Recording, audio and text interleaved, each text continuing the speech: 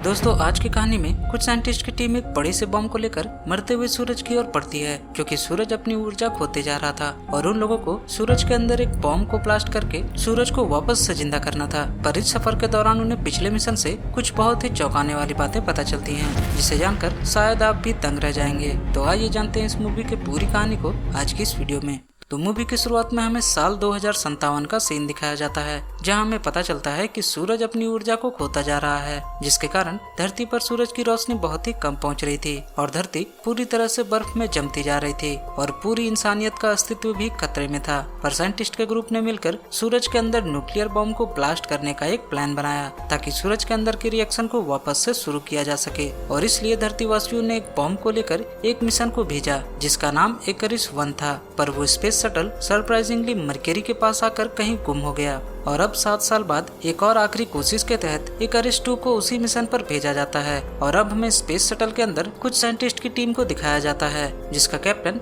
Canada था। और अब उन लोगों को सूरज की ओर जाते हुए 16 महीने बीत चुके थे और अब ये सारे लोग डेड जोन को क्रॉस करने वाले थे। और इस जोन को क्रॉस करते ही उनका संपर्क सूरज की मैग्नेटिक फील्ड के कारण धरती से टूट जाएगा और इसलिए सारे टीम मेंबर को अपने घर एक वीडियो मैसेज भेजने के लिए कहा जाता है और वे लोग एक एक वीडियो रिकॉर्ड करने लगते हैं। पर उन क्रू मेंबर्स में से एक क्रू मेंबर, जिसका नाम रॉबर्ट था, वो घबराहट के कारण कुछ ज्यादा लंबाई मैसेज रिकॉर्ड करने लगता है, जो कि बाकी के टीम मेंबर को बिल्कुल भी पसंद नहीं आती, क्योंकि रॉबर्ट का वीडियो रिकॉर्ड करने के कारण बाकी के लिए कुछ समय बचता ही नहीं। और अब मैक इस बात से नाराज होकर रॉबर्ट से लड़ पड़ता है और अब शिप के कैप्टन मैक के हालात को समझकर उसे एक वर्चुअल रूम में भेज देते हैं। और वर्चुअल रूम के अंदर शिप का एआई मैक के लिए धरती में बिताए गए माहौल को रिक्रिएट करता है। और अब मैक थोड़ा अच्छा महसूस करता है और वर्चुअल रूम से बाहर आकर सबसे पहले रूड बिहेवियर के लिए माफी मांगता है। और अब अगले दिन कैप्टन एक हाईटेक चैम्बर में बैठा होता है और सूरज के फिल्टर की गई लाइव फुटेज को देख रहा था। पर तभी वहाँ पर कोरा आती है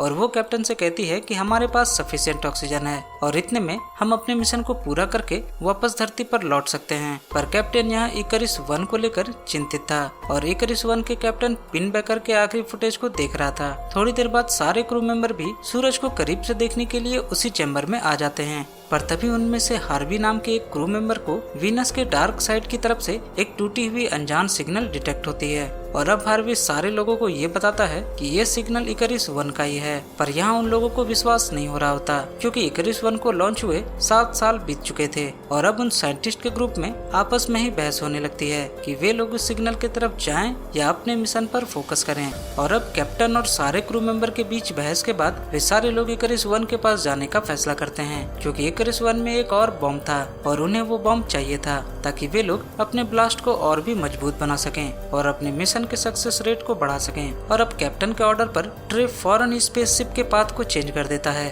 और ट्रे से एक बहुत ही बड़ी गलती हो जाती है, क्योंकि शिप के डायरेक्शन को चेंज करने से पहले उसने शिप के शील्ड के डायरेक्शन को एडजस्ट नहीं किया था, जिसके कारण शिप के बहुत सारे इक्विपमेंट सूरज की भीषण गर्मी से जल जाते हैं। और अब उन लोगों को शिप के बाहरी हिस्से में जाकर नुकसान का पता लगाना था। और अब कैप्टन रॉबर्ट के साथ शिप के बाहर निकलता है और उन लोगों को शिप के बाहर 4 पैनल्स बुरी तरह से जले हुए मिलते हैं, जिन्हें उन लोगों को बदलना था और कैप्टन उन पैनल्स को बदलने में लग जाते हैं। पर उधर दूसरी तरफ शिप के ऑक्सीजन वाले चैम्बर में अचानक से आग लग जाती है। पर क्रू मेंबर का ध्यान बाहर की ओर था और इसलिए वे लोग इस बात को नोटिस नहीं कर पाते और धीरे धीरे आग सुलगने लगती है। पर शिप का एआई तुरंत ही उन लोगों को उस आग के बारे में बता देता है और कोरा फौरन ही उस आग को बुझाने के लिए भागती है। पर तब तक बहुत देर हो चुकी थी और अब एआई शिप के कंट्रोल को वापस लेकर शिप को सही डायरेक्शन में करने वाली थी। पर बाहर अभी भी कुछ पैनल्स को बदलने बाकी थे, क्योंकि अगर ऐसा नहीं किया तो पूरा शिप बर्बाद हो सकता था, क्योंकि बिना उन पैनल्स को रिपेयर किए सूरज की भयानक गर्मी को झेलना नामुमकिन था। और मिशन को बचाने के लिए वे लोग शिप को सही डायरेक्शन में आने देते हैं, क्योंकि अगर उन्होंने ऐसा नहीं किया तो शिप में लगी आग पूरे शिप को अंदर से ही तबाह कर देगी। उधर दूसरी तरफ कोरा उस चैम्बर के बाहर तो पहुँच गई थी, पर वो अंदर नहीं जा पा रही थी, क्योंकि आग चारों तरफ से फैल चुकी थी और उन लोगों के पास चैम्बर के अंदर के सारे ऑक्सीजन को जलाने के अलावा और कोई भी रास्ता नहीं होता। और मैक उस चैम्बर की सारी ऑक्सीजन को खोल देता है और ऐसा करके उसने शिप को तो बचा लिया था, पर मिशन को पूरा करने में लगने वाली आधी से ज्यादा ऑक्सीजन को गवा दिया था। उधर दूसरी तरफ स्पेसशिप अब धीरे धीरे अपने ओरिजिनल पोजीशन में लौट रही थी और समय रहते उन दोनों को शिप के अंदर पहुंचना था, पर अभी भी बाहर एक पैनल बदलना बाकी था। और अब कैप्टन अपने आप को सेक्रीफाइस करते हुए रॉबर्ट को वापस भेज देता है और खुद पैनल को बदलने लगता है, ये जानते हुए भी कि समय रहते कैप्टन शिप के अंदर नहीं आ पाएगा। और ठीक ऐसा ही होता है। कैप्टन पैनल को तो बदल लेता है, पर सूरज की भीषण गर्मी के कारण कैप्टन की बहुत ही दर्दनाक मौत हो जाती है और अब शिप के अंदर मातम का माहौल छा जाता है। पर वे लोग इससे भी गंभीर मुसीबत से जूझ रहे थे, क्योंकि शिप के अंदर अब ऑक्सीजन का लेवल बहुत ही कम हो चुका था और उन लोगों के पास इतना भी ऑक्सीजन नहीं था कि वे लोग सूरज के टारगेट लोकेशन तक पहुंचकर बॉम्ब को डेटोनेट कर सके। और अब बचे हुए सारे क्रू मेंबर इकरिस 1 तक जाने का फैसला करते हैं और उम्मीद करते हैं कि उस शिप में उन्हें बॉम्ब के साथ साथ ऑक्सीजन की सप्लाई भी मिल जाए। अगले सीन में वे लोग इकरिस 1 तक पहुँच चुके थे और डॉकिंग के बाद 3 क्रू मेंबर इकरिस 1 में एंटर करते हैं और एंटर करते ही वे लोग सबसे पहले वहाँ थिक डस्ट की लेयर को देखते हैं, पर ये डस्ट यहाँ क्यों थी उन्हें नहीं मालूम। और आगे बढ़ने पर उन्हें वहाँ एक बहुत ही बड़ा ऑक्सीजन चैम्बर बिल्कुल सही सलामत हाल में मिलता है और ये देखकर उन लोगों की जान में जान आती है। पर तभी मैक को इकरिस 1 का कैप्टन पिन बैकर का एक वीडियो फुटेज मिलता है, जिससे उन्हें पता चलता है कि उन्होंने मिशन को जानबूझकर रद्द किया था। पर क्यों, ये हमें मूवी में आगे पता चलेगा। थोड़ा आगे जाने पर एक क्रू मेंबर को इकरिस 1 के सारे मेंबर एक हाईटेक चैम्बर में पूरी तरह से जले हुए मिलते हैं, जिसका मतलब साफ था कि उन्होंने सूरज को बिना फिल्टर किए देख लिया था,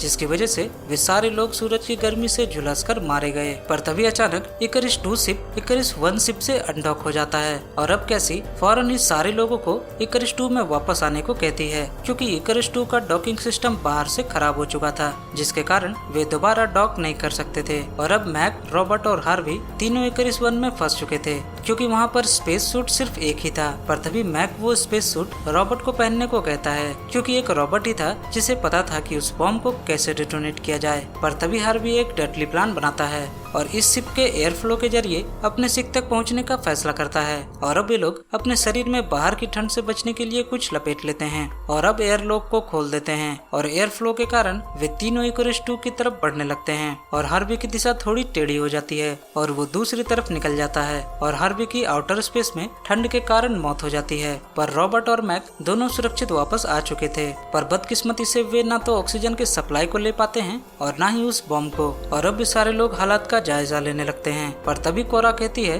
कि शिप के अनडॉकिंग एरिया में कोई गड़बड़ी नहीं थी, बल्कि किसी ने उसे मैनुअली बाहर से अनडॉक किया था। और वे सारे लोग ट्रे के बारे में सोचने लगते हैं, क्योंकि ट्रे खुद को कैप्टन की मौत का जिम्मेदार मानकर डिप्रेशन में चला गया था और उसने खुद को जान से मारने की भी कोशिश की थी, पर फिलहाल वो बेहोश था और अब उन लोगों के पास सफिशिएंट ऑक्सीजन नहीं होता। पर रॉबर्ट यहाँ कैलकुलेट करता है और कहता है कि इस शिप में 5 क्रू मेंबर हैं और अगर शिप में एक क्रू मेंबर कम हो जाए तो वे उस बड़े से बम को सूरज के टारगेटेड एरिया तक ले जाकर डेटोनेट कर सकते हैं। पर धरती तक वापस लौटने का रास्ता पूरी तरह से बंद हो चुका था और अब मैक ट्रे को सैक्रिफाइस करने के लिए आगे बढ़ता है, क्योंकि धरती पर करोड़ों लोगों की जान के बदले ट्रे की जान की कीमत बहुत ही सस्ती थी। पर जैसे ही मैक ट्रे का कत्ल करने के लिए पहुंचता है तो उसे वहां ट्रे की लाश मिलती है और सारे लोगों को लगता है कि होश में आने के बाद ट्रे ने डिप्रेशन में खुद को मार डाला। और अब ट्रे के मरते ही रॉबर्ट शिप के एआई को वापस से कैलकुलेट करने को कहता है, पर एआई यहाँ एक चौंकाने वाली बात कहती है और वो कहती है कि शिप में 5 लोगों की होने की वजह से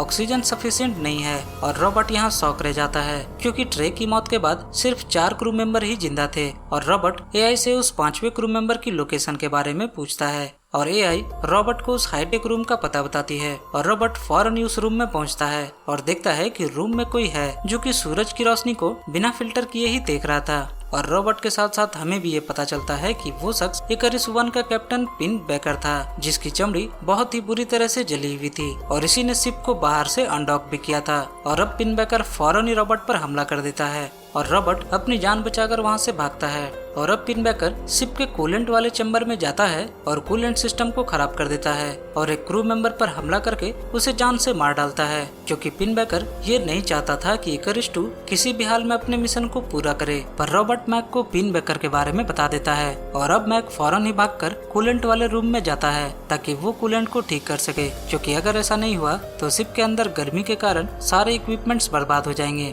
और उनका मिशन धरा का धरा रह जाएगा। और अब मैक उस कूलेंट को रिपेयर करने लगता है और मैक को पता चलता है कि इस कूलेंट की खराबी की वजह से उसे बॉम्ब को मैनुअली सन के टारगेटेड एरिया में गिराना होगा। और अब रॉबर्ट भी इस काम को अंजाम देने के लिए तैयार हो जाता है। उधर दूसरी तरफ पिन बैकर बाकी बचे हुए क्रू मेंबर को मारने के लिए आगे बढ़ता है और इधर मैक कूलेंट के अंदर उतरता है और मैक किसी तरह तो कूलेंट को ठीक कर देता है, पर बहुत देर तक ठंडे कूलेंट में रहने के कारण मैक का शरीर भी जम जाता है और मैक की वहीं बहुत ही दर्दनाक मौत हो जाती है। और अब रॉबर्ट स्पेस सूट पहनकर बॉम्ब के चेम्बर को इकरिस 2 से डिटैच कर देता है और अब इकरिस 2 सूरज की भयानक हिट के कारण बर्बाद होने लगता है और अब रॉबर्ट उस बॉम्ब के चेम्बर में था जो कि धीरे धीरे सूरज की ओर खींची चली जा रही थी। और अब रॉबर्ट को वहाँ एक और क्रू मेंबर मिलती है जो कि घायल थी और तभी वहाँ पिन बेकर भी आ जाता है और वो रॉबर्ट पर हमला कर देता है। और अब हमें पिन बेकर के इस पागलपन की वजह पता चलती है और वो कहता है कि वो पिछले 7 सालों से गॉड से बातें कर रहा था और गॉड भी यही चाहते हैं कि सारी ह्यूमैनिटी खत्म हो जाए और इसके लिए गॉड ने पिन बेकर को चुना है